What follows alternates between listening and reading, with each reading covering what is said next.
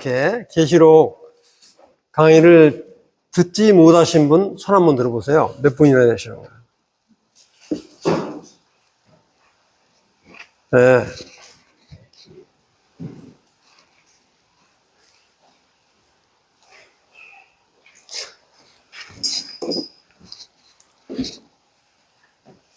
안 나와요? 기다리시면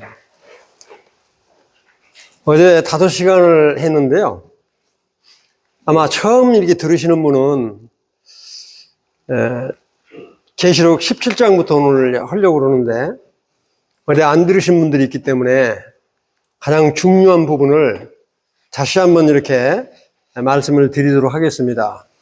어제 들으셨던 분은 다시 한번 정리한다라고 하는 그런 생각으로 이렇게 들어주시면 감사할 것 같아요. 혹시 여기 이렇게 책자로 보내주신 게 있을 겁니다. 그래서 어제 제가 설명을 나중에 드리려고 이 설명을 안 드렸는데 요한계시록을 이렇게 보시면 7가지 복을 받아요. 다 복 받고 싶으시죠? 나 복 안 받고 싶다 하는 사람 손 들어보세요. 다 복은 받고 싶으실 거예요. 복 받는다는 이야기가 어딨냐면 요 책자 가지고 계시면 4쪽을 보시면 참고로 말씀을 드릴게요. 이 요한계시록은 두려운 책이 아니라 정말 읽고 듣고 지키는 자에게는 정말 복이 되는 그런 책이다. 그래서 요한계시록을 많이 읽으시고 들으시고 지켜 행하시기를 부탁을 드리면서 7가지 복을 다시 한번 말씀을 드리겠습니다. 자, 첫째가 뭐냐면 지금 내가 금방 말씀드린 대로 이 예언의 말씀을 읽는 자와 듣는 자와 그 가운데 기록한 것을 지키는 자는 복이 있다. 이게 1장 3절에 나와 있습니다. 두 번째는 14장 13절. 이거는 장례식장에 가면 이 말을 굉장히 많이 인용을 합니다. 근데 이 말을 인용하는 것 자체가 잘못됐다는 것이 아니라 사실 이 말은 환난 때 순교를 당한 사람은 복이 있다는 말이에요. 장례식장에서 이게 죽어서 복이 있다는 말이 아니라 요 14장 3절에 보면 주 안에서 죽는 자는 복이 있다고 그러잖아요. 이거는 환난 날에 정말 하나님을 신실히 믿다가 순교 당한 자는 복이 있다. 그런 뜻이에요. 근데 장례식장에 가서 죽은 사람 앞에 놔두고 순교도 안 당했는데 복이 있다고 이렇게 하면 모르는 사람은 그럴 것 같지만 저 같은 사람은 조금 좀 아리까리해요. 순교도 안 당했는데 물론 믿는 성도가 주님 나라에 가셨으니까 복이 있지만 그 말은 순교를 당한 사람은 정말 복이 있다. 그런 뜻이에요.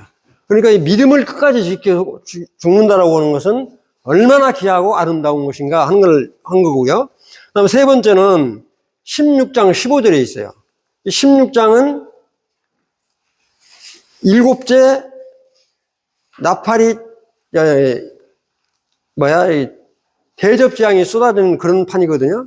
그런데 뭐라고 이야기하냐면 깨어 옷을 지켜 벌거벗고 다니지 아니하는 자는 복이 있다고 그랬어요. 이게 무슨 말이에요?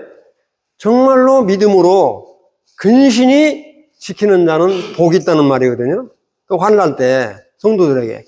그러니까 이건 아주 축복의 말이에요. 그 다음에 5번째는 뭐냐면 네 번째는 19장 9절에 있어요. 19장 9절에 19장은 오늘 아마 점심 드시고 해야 될지 아마 이번 시간은 그까지는 못 나갈 것 같은데 근데 오후 2시간에 하여튼 좀 빡빡할 것 같은데 19장 9절에 보면 뭐라고 나오냐면 어린 양의 혼인잔치에 초청된다라고 그랬습니다. 여기서 잘 들으셔야 돼요. 어린 양에 초청된 자는 잘못 해석해가지고 초청된 자라고 그랬으니까 신부로 초청된 자라고 생각하시는 분들이 의외로 많더라고요. 신부는 주인이에요. 주인. 초청된 자는 축하객들이에요, 축하객들. 그러니까 결혼식에 들러리로 쓴다든지, 이 축하객으로 온 사람들이 복이 있다는 이야기입니다. 그러니까, 신부는 주인이잖아요. 신랑하고 결혼할 때. 이 신부를 초청하는 건 아니잖아요. 이렇게 초청된 자라고 하는 거는 우리 신랑 들러리도 있고 신부 들러리도 있고 그러잖아요. 이와 같이 들러리로 축하객으로 온 사람들은 신랑 신부와 똑같이 복이 있다 그런 뜻이에요. 그냥 혼인잔치에서 이와 같이 초청을 받은 자는 복이 있다 그런 뜻입니다. 근데 우리는 이미 시골에서 올라가 가지고 신부로 참여하니까 복도 2배로 왔죠. 무슨 말 이해되시죠? 나는 시고 안 되고 싶다고 그런다 뭐 할 말이 없지만 그렇게 하시겠다고 약속한 것이니까. 그 다음에 22장 7절에 이제 딱 가면 뭐라고 나오냐면 하나님의 말씀을 지키는 자. 정말 이 하나님의 말씀을 지키는 자는 복이 있다고 그랬어요. 1장 3절에 나와 있는 말씀처럼 정말 이 말씀을 읽고 듣고 지키는 자는 복이 있다고 하는 것처럼 다시 한번 22장 7절에 마지막에 가서 뭐라고 말씀하면 하나님의 말씀을 지키는 자는 복이 있다. 그 다음에 마지막에 이제 22장 14절에 보면 자기 두루마리를 빠는 자라고 그랬어요. 이건 뭐냐면 정말로 두루마리를 빤다는 거에 회개하는 거예요. 자기를 자꾸 돌이켜보고 주님을 바라보면서 야같이 하는 걸 두루마리를 빤다고 그러거든요. 그러니까 우리가 한 번 구원받은 사람은 회개할 필요가 없다. 이렇게 말하는 사람은 그건 아니에요. 이 회개한다는 건 2가지예요. 우리가 불신앙을 가질 때 예수 그리스도를 나의 구주로 영접을 할 때 회개하는 건 한 번이에요. 단 1등이 한 번이라고요. 그건 완전히 돌이키는 거거든요. 내가 안 믿었다가 주님 믿을 때는 한 번에 회개해요. 그러나 우리가 생활을 하면서 잘못하는 거 돌이킬 때가 있죠. 회개하셔야 돼요. 자백해야 된다고요. 그런 자는 뭐라고 그래요? 복이 있다. 그러니까 우리가 정말로 주님 앞에 자백을 한다든지 정말 큰 그 마음에 끌림이 있으면 회개하는 거 이런 거는 자백해야 돼요. 근데 제가 참고로 한번 말씀 드릴게요. 제가 중매를 했어요. 중매를 했는데 이 총각이 솔직하게 이야기를 한다고 그래가지고 하여튼 있는 것 없는 것 신부한테 다 털어놓은 거예요. 그렇게 고백하는 거는 아주 잘못하는 거예요. 한번 생각을 해보세요. 처음 만난 사람한테 솔직하다고 그래가지고 내가 하여튼 좀 수치스러운 부분까지 다 털어놓고 이야기하면 상대방이 그걸 어떻게 듣겠어요? 내가 맞선 보고 이렇게 교제하는 사람한테 그걸 이야기를 하고 싶더라고. 그래갖고 결국에는 성사가 안 됐는데 무슨 이야기냐? 회개하는 거는 하나님 앞에서 하는 거예요. 정말로 하나님 앞에서 내가 회개하는 거지 누구 듣는 사람 앞에서 회개한다든지 이렇게 하는 건 아니다. 무슨 말씀 이해되시죠? 정말 내가 마음이 아픈 그런 통해하는 마음이 있으면 하나님 앞에서 울고 하는 거는 좋지만 그렇게 수치스러운 부분을 솔직하다고 그래가지고 털어놓으면 그거 어떻게 감당을 하겠어요? 과거가 있다. 과거가 있으면 하나님 앞에서 통해하는 심정으로 회개하면 되지. 과거에 있는 거를 상대방한테 이야기하면 상대방이 그걸 어떻게 받겠어요? 이 참고로 말씀드리니까 그건 이해를 하시고요.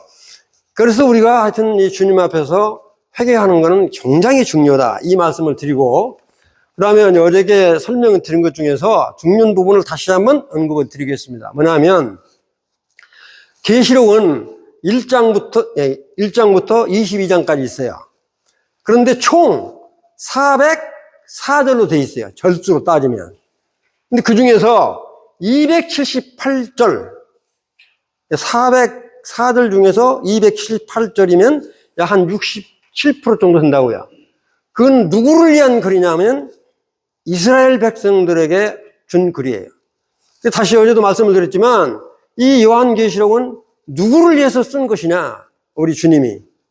정말로 그렇게 내가 택한 백성이 말을 안 들으니까 아주 이 7년 환란을 통해서 믿으라고 이렇게 메시지를 던지는 거예요. 이스라엘 백성들이 하도 말을 안 들으니까 하여튼 도저히 사람이 견딜 수 없는 그 무서운 환란을 이렇게 설정을 해놓은 거예요. 그 누구를 위한 거냐? 이스라엘 백성들을 위한 것이다. 그 다음에 우리 믿지 않는 이방인들에도 해당이 돼요. 경고로 알려주는 겁니다. 그 다음에 이제 그렇게 22장, 그래서 11장에 딱 가면 중간이죠. 22장에 11장이면. 근데 11장에 아주 어제도 이야기했지만 천년왕국 계시가 나오잖아요. 7째 나팔을 탁 불 때. 다시 한번 말씀을 드리면 이제 아마 처음 듣는 사람은 좀 무슨 말인지 이렇게 헷갈릴 텐데 아주 중요한 부분만 말씀을 드리는 거야. 그 다음에 1장은 과거 이야기를 기록하라고 했고, 그 다음에 현재는 뭐냐면 2장과 3장에 나오는 소아시아 7교회에 주는 거예요. 서머나 교회, 그러니까 에베소 교회, 서머나 교회, 버가모 교회, 이렇게 7교회. 7교회에 주는 것이 2장, 3장에 기록이 되어 있어요. 그 다음에 이제 4장에 가면 확 바뀌어요. 4장부터 22장 5절까지. 그가 이제 하나님 말씀인데, 환란은 4장부터 시작해서 19장까지가 환란이에요. 그런데 이 7년 환란은 요한계시록에는 언급이 안 돼 있어요. 어제도 말씀드렸지만 이 7년 환란이라고 하는 것은 어디에 기록되어 있냐면 다니엘서 9장에 기록되어 있다. 이렇게 이제 말씀을 어제 드렸으니까 이건 어제도 말씀드렸지만 계시록은 계시록만 읽어가지고는 이해가 안 된다 이거죠. 예를 들어서 다니엘서, 그 다음에 스가랴, 그 다음에 에레미야, 이사야, 마태복음, 누가복음 다 연관이 되어 있어요. 그런데 이제 중요한 것만 하면 2장, 3장까지는 소아시아 교회에 편지를 쓴 거지만 4장에 딱 가면 하늘 보좌가 열리면서 우리 사도 요한이 하늘로 싹 들려 올라가거든요. 그 4장부터 19장까지는 교회란 말이 없어요. 교회. 왜 교회란 말이 없냐? 우리는 7년 환란 전에 들림받아 올라가기 때문이에요. 딱 닦아채 가지고 끌어 올라가는 것은 어제 그림을 보여드렸는데 다시 또 앞에까지 가기가 그러니까 휴거되어 올라간다고요. 휴거되어 올라갈 때는 여러분들이 잠을 자시든지 뭐 농사일을 하든지 밥을 짓든지 어느 때든 상관없어요. 하여튼 내가 믿음 안에서 구원받았다고 하는 확신을 가지고 있는 그런 분은 하여튼 어느 순간인지 모르지만 들림받아 올라간다. 그렇기 때문에 4장부터 시작해서 19장까지는 교회란 말은 일체 없어요. 그런데 쭉 읽어보면 성도란 말은 많이 나와요. 근데 이 4장부터 시작해서 19장까지 쭉 읽을 때 환란이 나오면 이 환란은, 성도는 환란 중에 구원받은 사람이 환란 성도예요. 환란 성도는 교회가 아니에요. 교회는 뭐예요? 지금 은혜 시대에 예수 그리스도의 구속으로 인해서 믿는 형제가 한두 사람이 모인 곳이 교회거든요. 무슨 말 이해되시죠? 지금은 교회 시대예요. 그러나 이미 주님이 올라가 버린 뒤는 교회는 없어요. 그러니까 7년 환란 때 구원을 받은 사람은 그냥 성도에 머무는 거예요. 오직 신부가 될 수 있는 자격은 교회야만 신부가 돼요. 그러니까 은혜 시대에 구원받은 사람은 엄청스럽게 행복한 사람이다. 아멘? 정말 행복한 사람이에요. 우리 오늘 예배를 드렸잖아요. 이 예배 드리는 모습을 천상에서 하늘문을 열고 우리 하나님께서 보고 계시다면 얼마나 기쁘시겠어요? 보고 계신다고 느끼세요? 그런 믿음을 가져야 된다고요. 내가 뭐 좋으면 좋고 안 좋으면 안 좋고, 내가 싫으면 교회 안 나와버리고 조금 좋으면 교회 나오고, 그러면 주님이 얼마나 민망하게 생각하시겠어요? 아니, 우리 자식 키워보면 그러잖아요. 그런 이야기하면 또 시간이 많이 가니까 이거 빼고요. 그렇게 이제 나오는데, 어제도 이야기했지만 이제 4장 5장을 보면 이 7죄인을 띄기 위해서 준비하는 그런 장이 4장 5장이에요. 하나님께 찬양을 드리고, 어제 제가 읽어보면 내 생물, 내 짐승이 나오고요. 사자 같기도 하고, 그 다음에 뭐냐면 이제 소 같기도 하고, 얼굴이. 그 다음에 사람 같기도 하고, 그 다음에 독수 같기도 하고, 이런 말이 나오잖아요. 내 얼굴이. 그리고 6날개가 달리고, 이건 뭐냐면 바로 내 짐승. 이게 그룹이라고 그래요. 그룹 천사. 이렇게. 그게 하나님을 보호하고, 하나님 보호자를 이렇게 이동하고 하는 이 내 생물.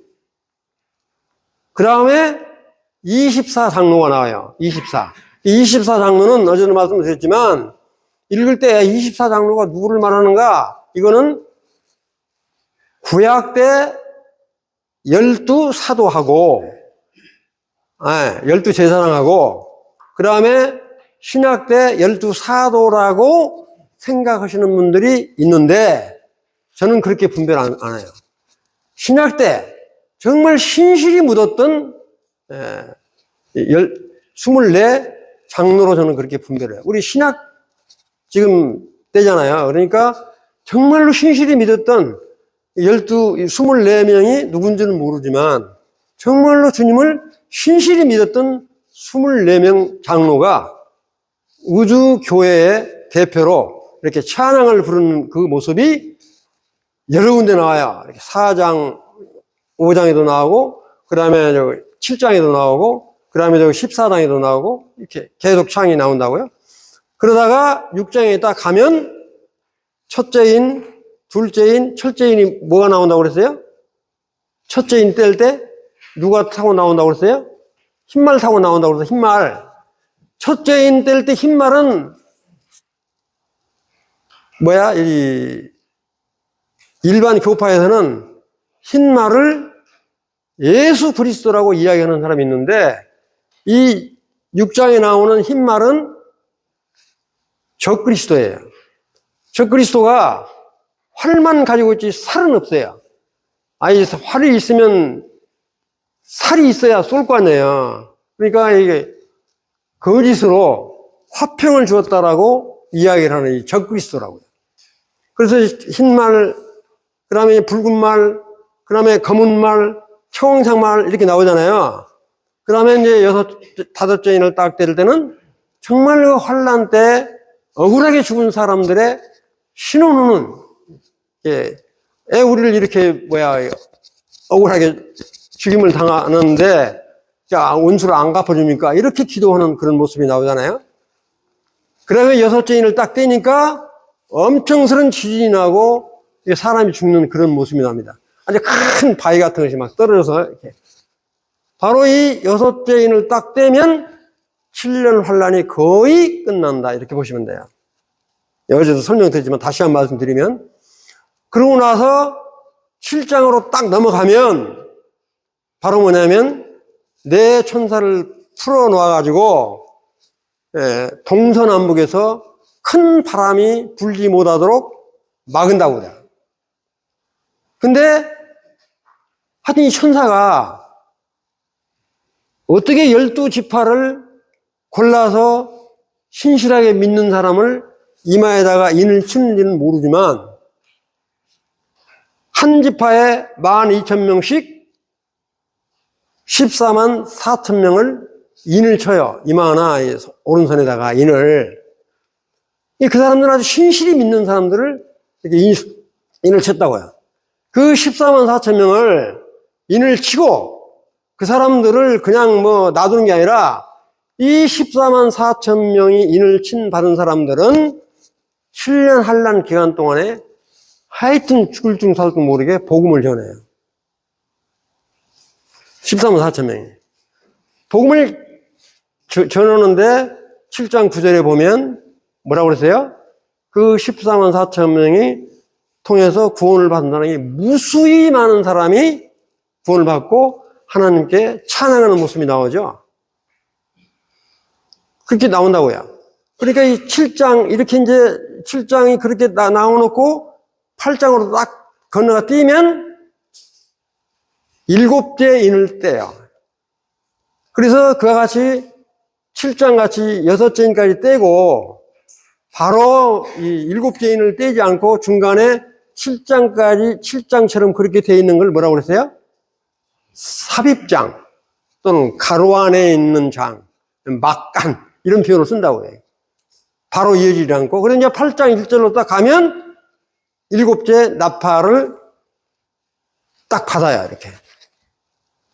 그리고 이제 8장에 가서 9장으로 딱 가면 9장 17절에 16절 가면 6째 나팔을 딱 불면 여러분 잘 아시는 유프라데스 강에 엄청 많은 2억 명의 군대가 몰려오는 게 나오잖아요. 이 아마겟돈 전쟁의 시초예요. 어제도 말씀드렸지만 이게 3차 전쟁의 징조라고 그렇게 말을 하는데 하여튼 유프라데스 강에 이렇게 떼요. 그러니까 이제 8장에서부터 9장까지는 쭉 가다가 6째 나팔을 딱 떼고는 또 이게 10장, 11장, 11장 14절까지는 삽입장이라고. 그리고 여섯째 나팔 분 거가 쫙 나오고, 그 다음에 7째 나팔을 딱 분 것부터 읽어보면, 그냥 이제 16절부터 쭉 7째 나팔을 불고 난 그런 징조들이 어디까지 나오냐면 10장, 11장, 12장까지 가로안, 삽입장으로 되어 있다고. 그러니까 그거를 잘 이해 못하면 아주 헷갈리는 거예요, 이렇게. 이 11장에 딱 가다가 11장 16절에 딱 가면 또 다시 6째 이 나팔이 딱 불어지면 유프라데스 강에 또 이 재앙이 떨어진다고. 무슨 말 이해되시죠?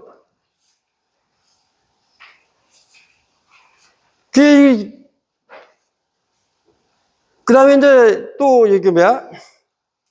9장에 이제 끝나고 나서 이제 10장, 11장 쭉 가다 보면 11장 이제 14절까지는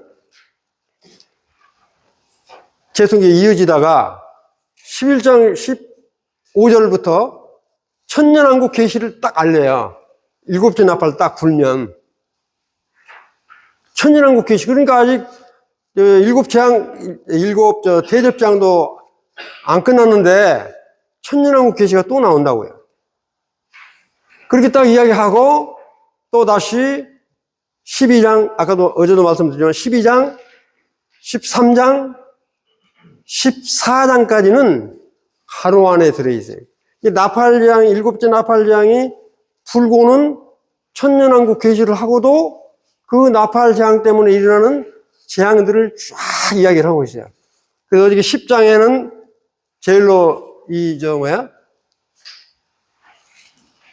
오른쪽 발은 강에 있고, 그다음에 왼쪽 발은 육지에다가 이스라엘 땅에다 대고 있는 큰 천사가 있는 거라고 그랬죠, 이렇게. 그 다음에 이제 12장에 가면 여자가 나오고, 그 다음에 남자아이가 나오고, 그럴 때 12장에서 여자아이는 누구라고 그랬어요? 여자아이란다. 여자는 이스라엘. 남자아이는 메시아. 이 여자를 일반 교파에서는 교회라고 하는 사람도 있고요. 심지어는 마리아라고 분별하는 사람도 천주교 같은 데는. 이거 아니다, 이게. 여자는 이스라엘이다. 이스라엘이 처럼 메시아를 낳는데, 이 용은 뭘 상징하냐면 사탄을 상징해요.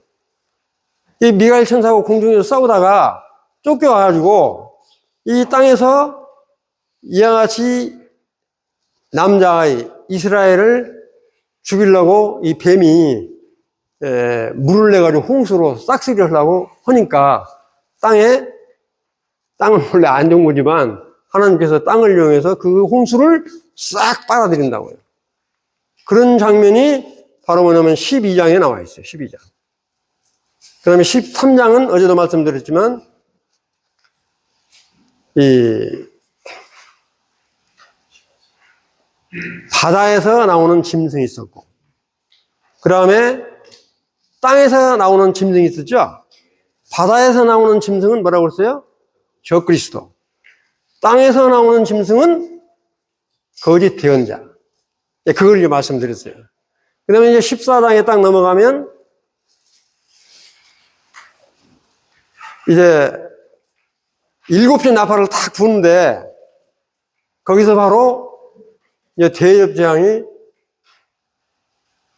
이제 준비를 한다고요.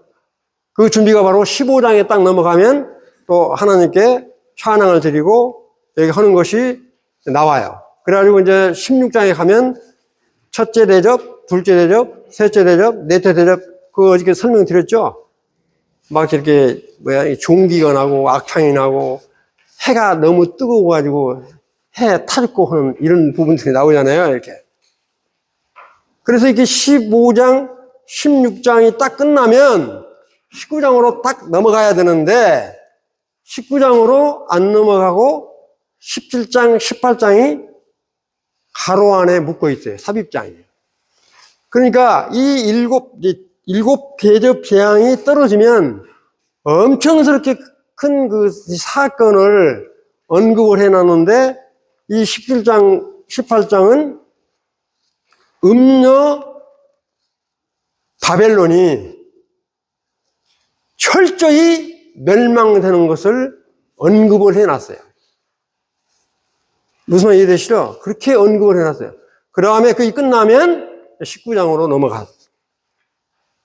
그래서 이건 어제 설명했던 거를 다시 한번 이렇게 정리해 드리는 거니까 다시 한번 말씀드린다면 요한계시록을 읽을 때 인재앙이 끝나면 바로 나팔재앙이 이어지고 나팔재앙이 끝나면 바로 대접재앙이 나타나는 게 아니라 그 사이사이에 가로 부분, 삽입장이 들어있다. 그러니까 다시 한 번 말씀을 드리면 중요한 거는 여섯째 인을 떼면 7년 환란이 끝나요. 이거 잘 들으셔야 됩니다. 7년 환란이 거의 끝나고 천년왕국을 이렇게 알린다고요.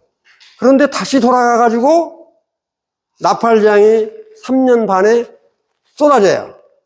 그러면 7째 나팔, 6째 나팔을 불어지면 7년 환란이 또 끝나요. 마지막 7째 나팔이 딱 불어지면 7 대접장이 떨어지는데 7년 환란 마지막 때 왕창 쏟아져요. 대접장. 이 대접장은 너무너무 엄청스러워요. 환란이. 견디지 못하고 발버둥을 치는 모습을 어제 제가 이제 보여드렸으니까. 그렇게 이 구조 자체가 이렇게 7년 환란으로 그냥 인장부터 시작해가지고 저 대접장까지 끝나면 7년 환란이 끝나는 게 아니라 7년 환란이 끝났다 다시 와서 또 됐다가 이렇게 반복된다. 이게 유대의 묵시문학의 특징이라고 그래요. 근데 그렇게 이제 해석을 하는 것이 이제 옳다. 근데 혹시 이제 계시록을 일반 교파에 있는 사람이나 이런 분들을 유튜브에 한번 들어보시라고요. 들어보시면 저처럼 설교하는 사람은 아마 몇 사람 없을 거예요. 엉뚱하게 이렇게, 환란 통과해야 된다고 이야기하는 사람이 많으니까 뭐 할 말이 없잖아요. 우리는 환란을 절대 안 통과하는데 환란 통과하니까 우리 믿는 사람은 하여튼 죽을 때까지 이렇게 순종을 해야 되고 해야 된다. 이렇게 가르치는 사람이 엄청 소리 많으니까 그런 것에 속지 말으시라. 그래서 이제 중요한 부분만 제가 이제 넘기면서 말씀을 드릴게요.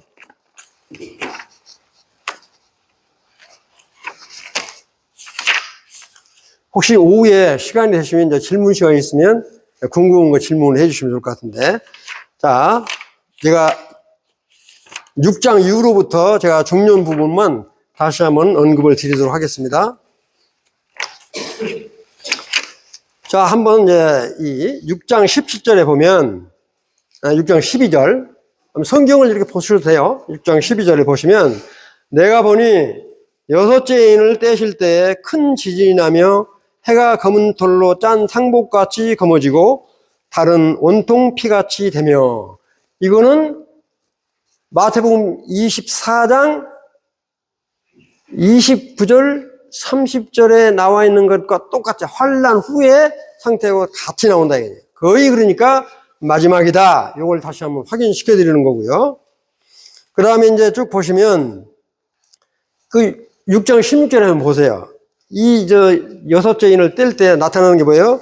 산들과 바위에게 말하되 우리 위에 떨어져 보호자에 앉으시니 얼굴에서와 그 어린 양의 진노에서 우리를 가리라. 그렇게 고통스러운데 그걸 지금 언급을 했어요. 그 다음에 15절에도 무슨 말이 나와 있죠? 땅의 임금들과 왕족들과 장군들과 부자들과 강한 자들과 모든 종과 자유인이 굴과 산들의 바위 틈에 숨어. 그 왕이 됐든 이 장군들이 됐든 간에 이 또 재앙이 하도 무서우니까 지인이 나가지고 막 돌멩이들을 굴러 떨어지고 그러니까 이렇게 숨는 그 같은 모습이 나오니까 얼마나 무서운 재앙인가 이렇게 한번 이제 생각을 해보시고요. 그 다음에 어제 제가 말씀드린 바와 같이 12지파 중에서 무슨 지파는 인 떼는 것에 제외된다고 그랬죠? 네, 단지파와 에브라임 지파는 12지파 중에서 인을 떼는데 빠져있다. 왜 12지파 중에서 단지파하고 에브라임 지파는 빠져있냐? 그 많은 이 이스라엘 백성들이나 이방인들에게 복음을 전하는 데는 합당치 않은 민족이에요. 왜냐하면 우상을 많이 섬겼거든요. 단지파하고 에브라임 지파는. 그건 이제 구체적으로 말을 안 드리겠지만, 그러기 때문에 이렇게 인을 친 때, 이 두 지파, 단지파하고 에브라임 지파는 빠져있다. 이렇게 이해하시면 돼요. 그렇게 이와 같은 12지파가 하여튼 열심히 복음을 전해서 정말 수많은 사람이 구원받은 모습이 어제도 말씀드렸지만 7장 9절에 언급이 되어 있어요. 그건 이제 읽지 않을게요. 어제 설명드렸던 부분이니까. 그 다음에 14절, 7장 14절에 보면 바로 뭐가 나오냐. 내가 말하기를 내 주여 당신이 아시나이다 하니 그가 나에게 이르되 이는 큰 환난에서 나오는 자들인데 어린 양의 피에 그 옷을 씻어 희게 하였느니라. 이게 바로 뭐냐면 남은 자, 이삭 줍기다. 환난 때 구원받은 사람들은 한마디로 하면 이삭 줍기라고요. 남은 자. 그렇게 근데 여기 지금 어제도 말씀드렸지만 이 단지파와 에브라임 지파는 인받지는 않았지만 천년왕국 때 에스겔서 38장에 가면 말자면 47장에 가면 이스라엘 땅을 배분을 해요. 지파별로. 이따 이제 나중에 보일 때 배분을 하는데 그때는 단지파와 에브라임 지파도 땅 배분을 받아요. 그러니까 이 인친 받은 사람이 없다고 그래서 누구야? 에브라임 지파하고 단지파가 없어져 버린 게 아니라 비록 인친 받았지는 않았지만 소수의 무리는 구원 받았다라고 하는 것을 확증해 주는 거예요. 천년왕국 거의 천년왕국 때 땅 배분을 받으니까 그런 거를 이제 볼 수 있다. 이거 이제 참고를 하시고요. 그 다음에 넘기시고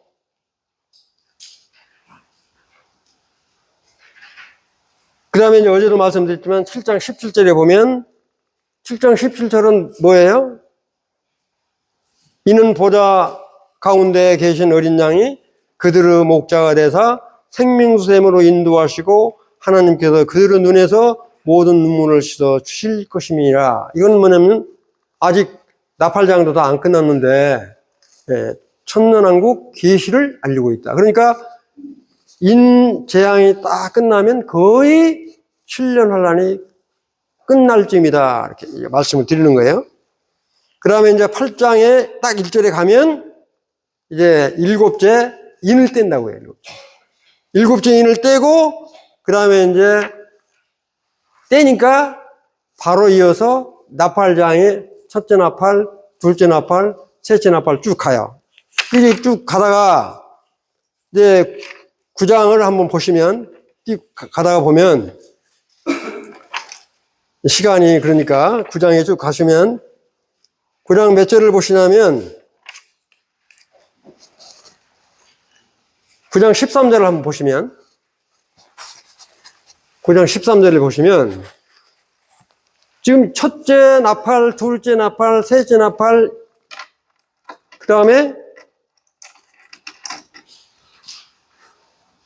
넷째 나팔, 다섯째 나팔 다 불고 여섯째 나팔을 분다고요. 9장 13절에 보면 뭐라고 나와 있어요? 여섯째 나팔을 불매 내가 들으니 그랬어요. 내가 들으니 하나님 앞 금제단 넷불에서 한 음성이 나서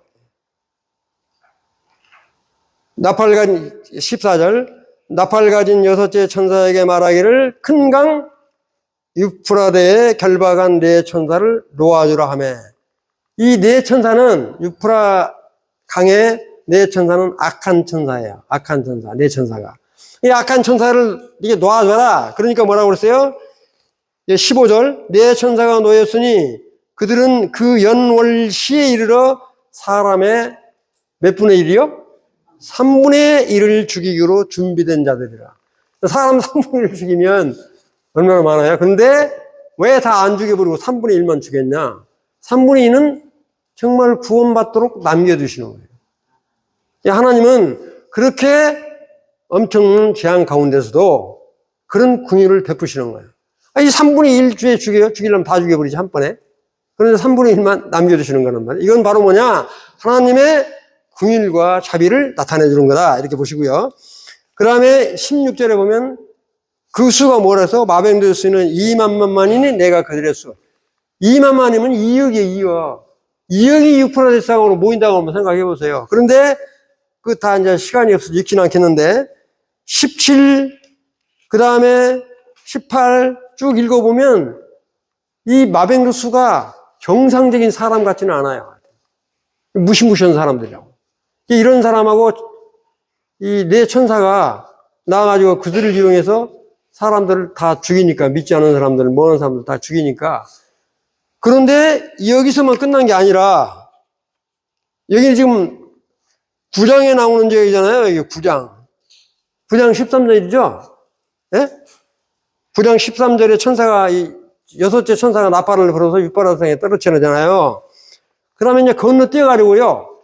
16장 12절을 한번 보세요. 16장 12절. 16장 12절을 보시면,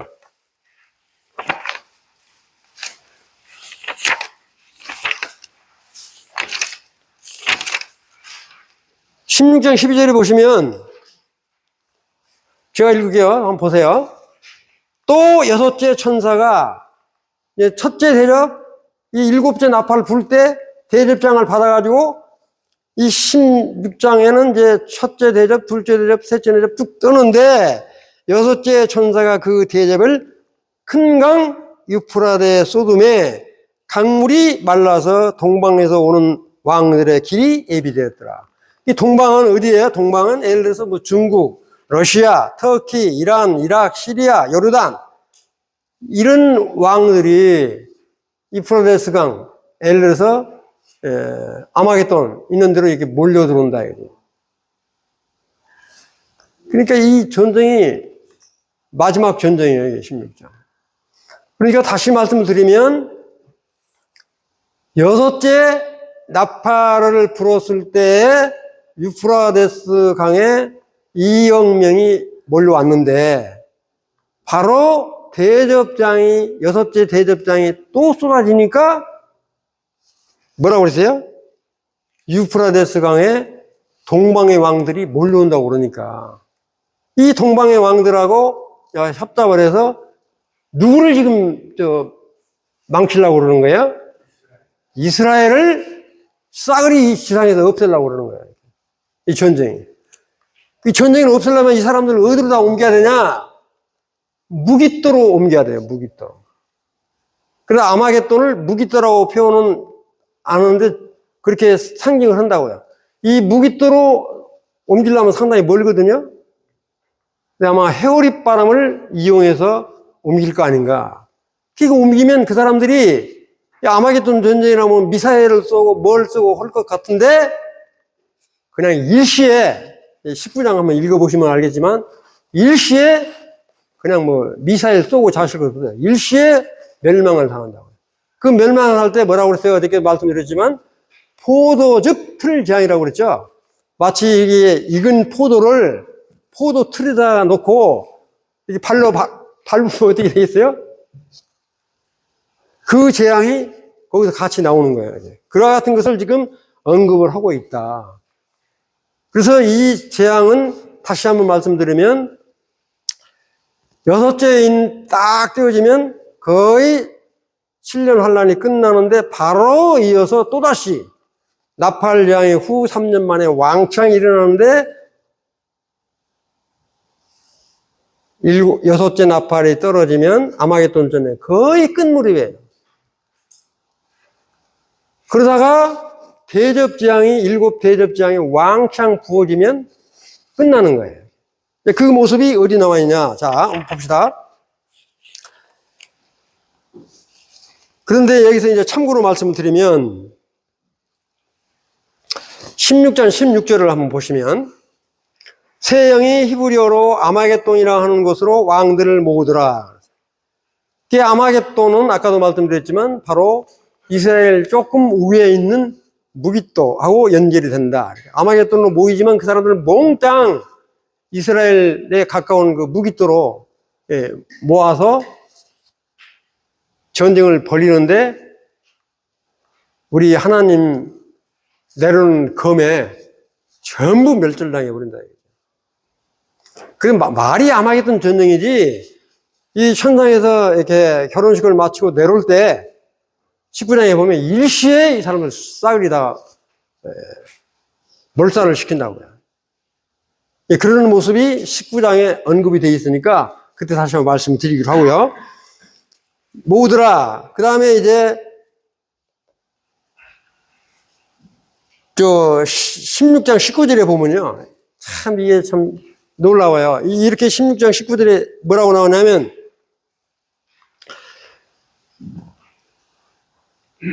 큰 성이 세 갈래로 갈라지며 그랬어요. 큰 성. 큰 성은 바로 바벨론을 말합니다. 바벨론은 이 계시록에 나오는 바벨론은 로마 왕국을 의미한다. 이렇게 보시면 돼요. 옛날에 바벨론이라고 생각하지 마시고요.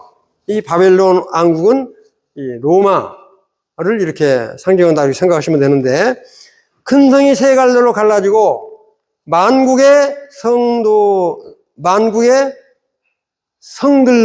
무너지니 그 아주 이방 큰 성들도 다 무너지니 그 다음에 뭐라고 했어요? 큰 성 바벨론이 하나님 앞에 기억하신 바 되어 그 맹렬한 진노의 포도즙 잔을 받음에. 그러니까 여기 16장 19절에 이렇게 언급이 되어 있잖아요. 저 바벨론이 망하는 게 증거가 되어 있잖아요. 근데 이게 건너뛰어서 그러는데 14장 8절에 한번 보세요. 14장 8절. 14장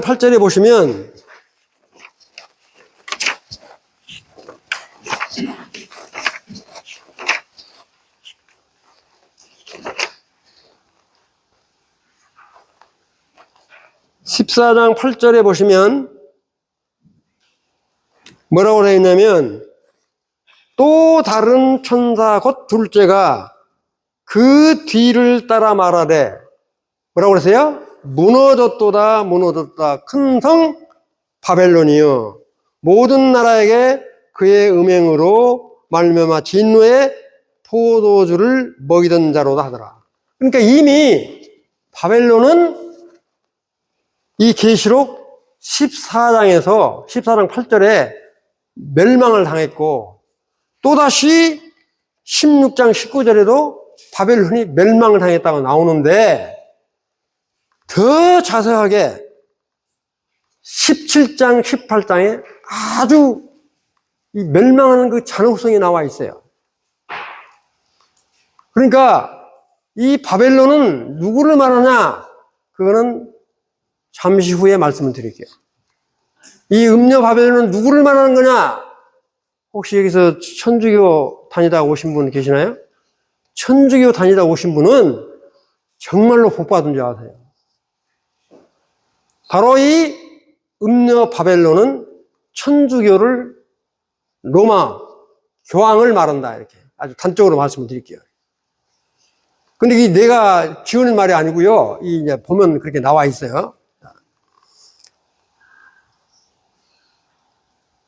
16장 20절에 보면 각 섬도 없어지고 산악도 간데 없더라. 그러니까 아주 무시무시한 거예요. 이게 말이 그렇지. 예, 일곱째 재앙이 벌어지면 한번 보세요. 16장 21절에 보면 무게가 한 달란트나 되는 큰 우박이 1달란트가 몇 킬로인지 아세요? 1달란트가 몇 킬로? 예. 약 34킬로 된다고요. 아, 우박 조그마한 거, 주먹만한 것도 떨어지면 차가 이렇게 유리가 깨지고 막 그러잖아요. 근데 34킬로짜리 우박이 하늘에서 떨어지면 그거 맞으면 사람이 견뎌나겠어요? 아니, 그 성경이 말을 하니까 거짓말은 아니겠죠.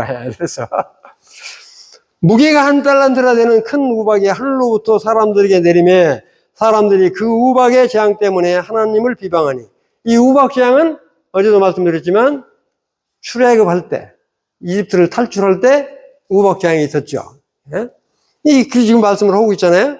자, 여기가 이제 이거는 어제까지 설명을 다 드렸던 거를 어제 안 들으신 분들 또 다시 한번 이렇게 재반복을 한 거니까 여기까지 말씀을 드리고 이제 17장부터 다시 이제 말씀을 드릴게요. 자, 어제 여기까지 이제 설명을 하려다가 시간이 돼서 그랬는데 이제 여기는 뭐냐면 자, 17장 1절에 한번 보시면 일곱 대접을 가진 일곱 천사 중 하나가 그랬어요. 와서 내게 말하여 이르되 이리로 오라. 많은 무리에 앉은 큰 음녀가 받을 심판을 내게 보이리라. 이 17장은 조금 전에 말씀드렸지만 가로 한 장이다. 삽입장이다. 17장, 18장은 가로 한 장이다. 16장이 끝나면 17장, 18장은 무시하고 바로 19장으로 넘어가야 되는데 이 바벨론, 이 적그리스도가 어떻게 망하는가 하는 것을 아주 자세하게 언급되어 있는 것이 이 17장, 18장에 언급되어 있어요.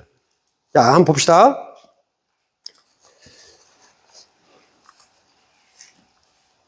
건너뛰어가지고 3절 한번 볼게요. 3절. 곧 성령으로 나를 데리고 강내로 가니라. 우리 이제, 천사가 요한을 데리고 가니라.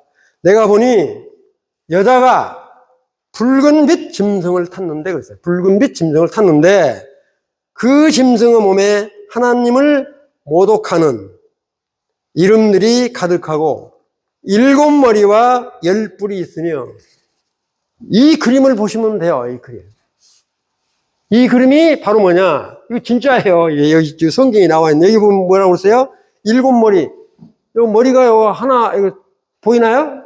여기 사자 머리 요거 뭐 이게 독수리 이렇게 있는 거? 이거 진짜예요. 이 7머리하고 그다음에 뿔도 세어보니까 10개가 맞아요. 뿔 삐끼삐끼 나오는 거 있죠? 이렇게. 야, 괴물이라고 괴물. 여하튼 괴물 위에 이 괴물 짐승 위에 누가 탔다고 그랬어요? 예? 여자가 탔다고 그랬어요. 이 여자가 바로 뭐냐? 음녀예요, 음녀. 그 짐승. 이 짐승은 뭐예요? 막강한 힘을 가지고 있는 적그리스도죠?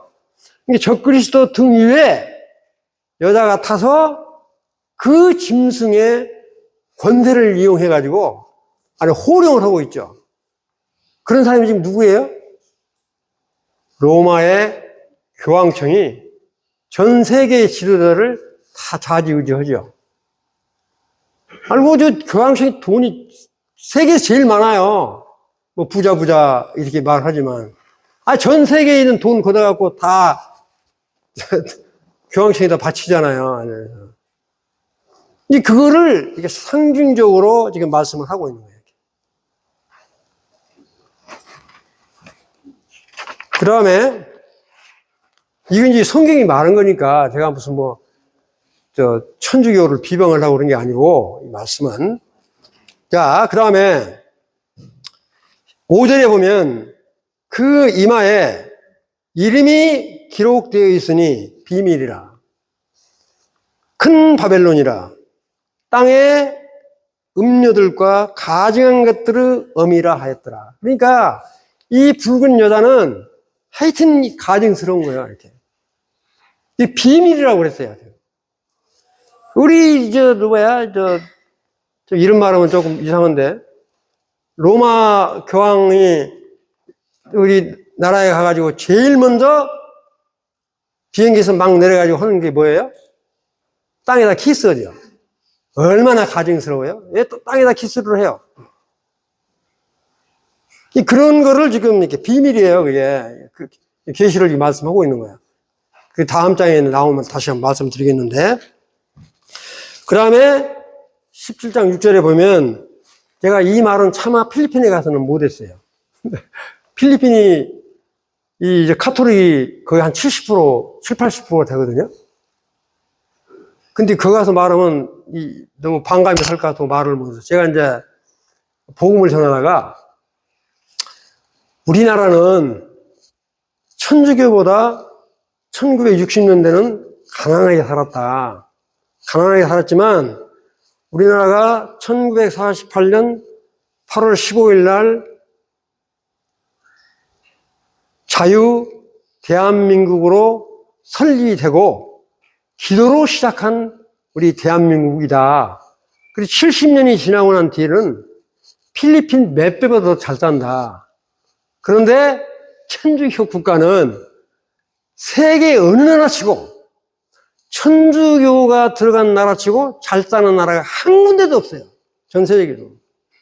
이건 내가 지어서 하는 말이 아니고 저 미국하고 남미 같은 데는 전부 천주교거든요. 그 남미 중에서 잘 사는 나라가 어디 있는가 한번 보세요. 브라질하고 미국하고 땅이 예를 들어서 미국이 좋아요? 브라질이 좋아요? 엄청 큰 자원이 있지만 거의 천주교 믿는 나라는 거의 못 살아요. 근데 예수 그리스도를 믿는 나라치고 못 사는 나라가 있는 거 보세요. 여러분들 잘 아시다시피 영국은 해가 지지 않는 나라라고 그랬죠. 영국이 해가 지지 않는 나라일 때는 뭐냐? 정말로 영국이 1611년에 킹 제임스라고 하는 성경을 번역을 해서 전 세계에 보급을 했어요. 그 영향력이 엄청 큰 거예요. 그때는 영국이 아주 해가 뜨지 않고 잘 살았어요. 근데 지금 영국이 시들해져 버렸죠? 왜 그랬어요? 저기 있는 이슬람권 사람들이 영국으로 전부 침범해 와가지고, 심지어는 영국의 런던 시장이 파키스탄 이슬람 사람이 시장을 하고 있으니까 하나님이 그 축복을 하겠어요? 그런데 미국은 어때요? 기독교 국가로서 아주 지금도 막강하잖아요. 그러나 미국도 성경을 보면 언젠가는 쇠퇴한다고 그랬어요.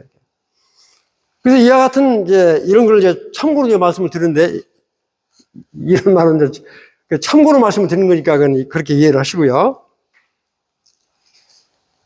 그 다음에 17장 6절에 한번 보시면, 6절에 보면 또 내가 보면 이 여자가 이 여자가 성도들의 피와 예수의 증언들의 피에 취한지라.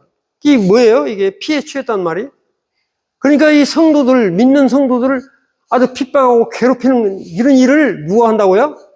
이 음녀 여자가 한다는 이야기예요. 우리 기독교인들을 얼마나 핍박을 합니까?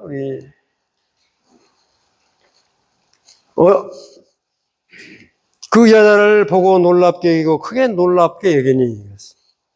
자, 17장 7절에 보시면, 17장 7절에 보시면, 천사가 이르되 왜 놀랍게 여기느냐? 내가 여자와 그가 탄 7머리와 10뿔 가진 짐승의 비밀을 내게 이르리라.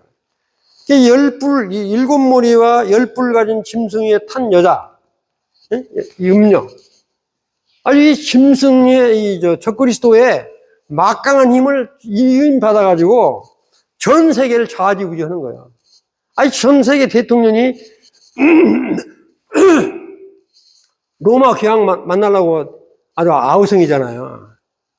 우리나라도 로마 교황 온다고 그러면 그 로마 교황 옆에 서려고 하는 사람들 많죠. 내가 누구라고 이야기 안 할게요. 대형교회 목사들 다 그래요. 이렇게. 자, 이제 8절에 이제 한번 보시면 8절. 이 8절은 내가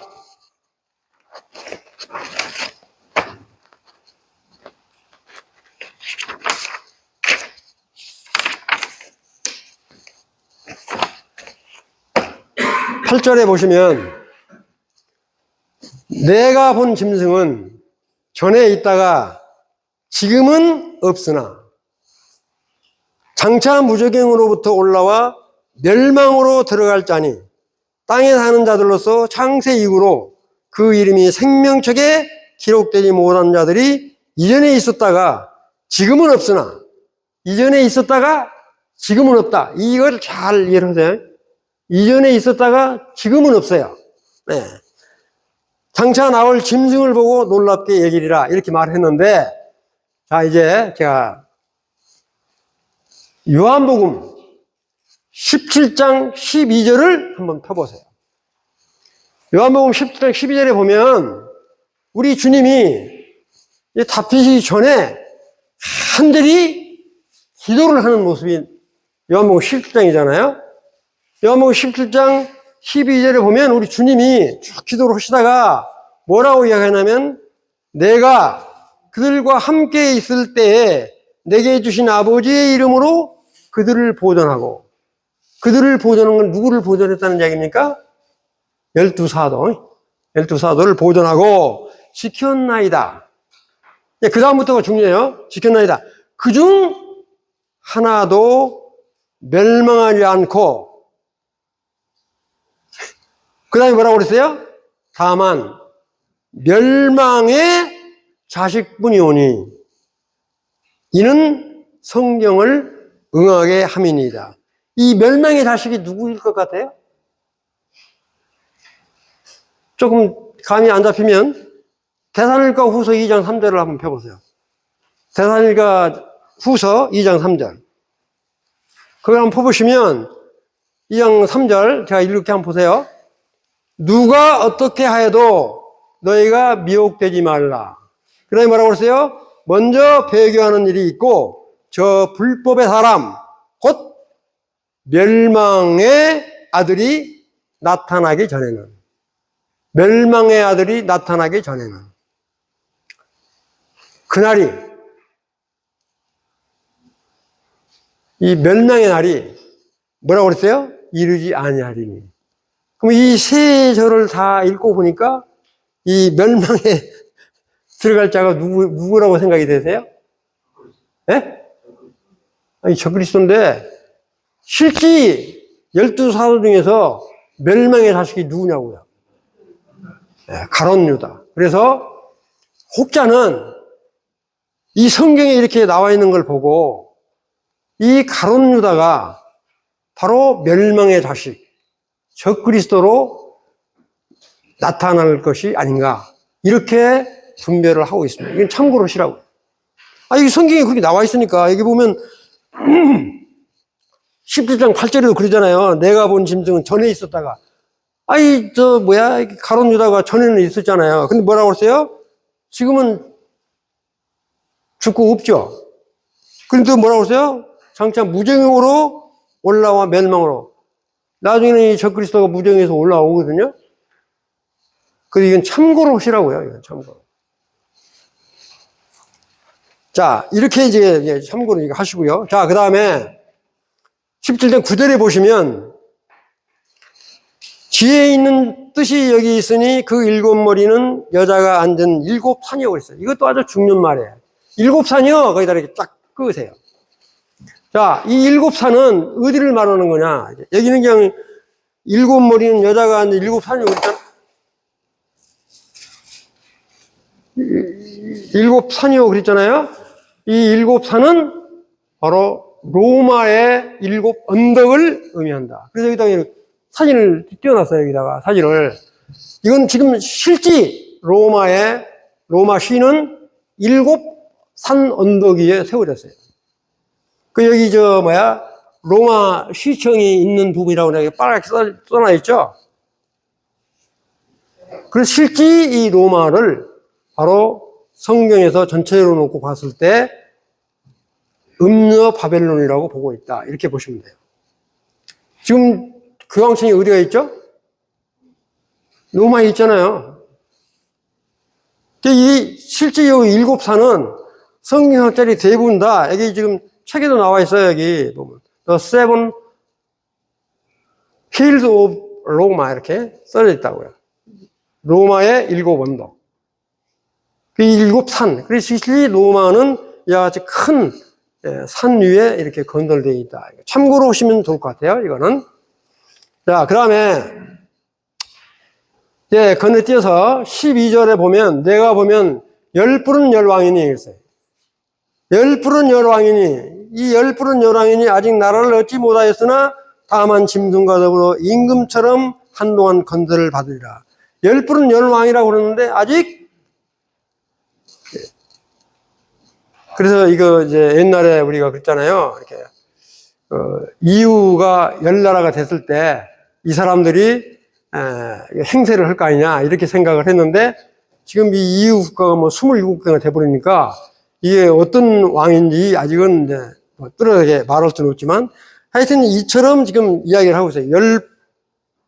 열왕이 아직 나라를 이렇게 지적되어 있지는 않으니까 이렇게 언급을 하고 더불어 임금처럼 한동안 건설을 하는다. 그러니까 우리 로마 교황이 얼마나 막강해요, 힘이.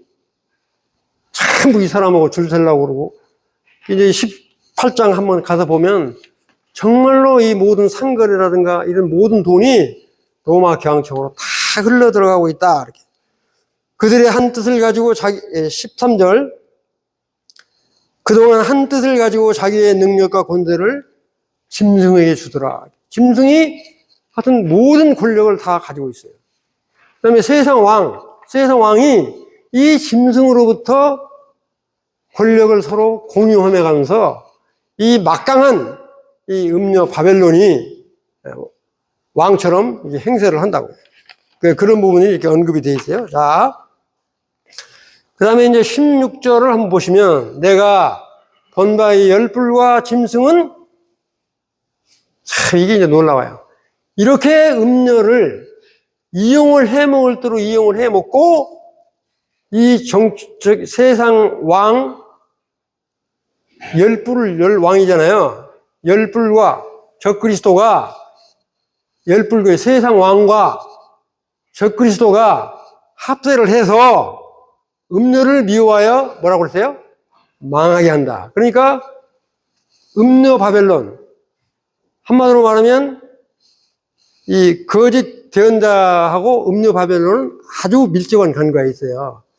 이렇게 거짓 대언자를 한마디로 말하면 이용해먹을 대로 다 이용해먹고 막판에 가서 지금 말씀이 뭐라고 그랬어요? 10절, 16절에